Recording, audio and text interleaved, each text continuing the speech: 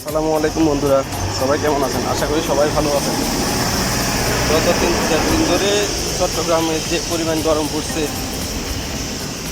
সেই গরম আজকে সকালবেলায় আল্লাহ তাআলার অশেষ রহমতে বৃষ্টি হয়ে আল্লাহ তাআলা অশেষ রহমতে ঢেলে দিয়েছে।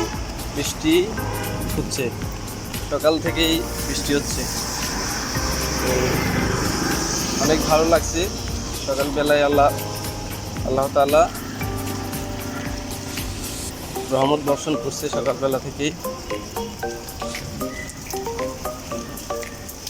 তো ভালো লাগছে, ঠান্ডা লাগতেছে। এখন চট্টগ্রাম শহরে বৃষ্টি হওয়ার পর থেকে এখন কিছুটা স্বস্তি নেওয়া যাচ্ছে।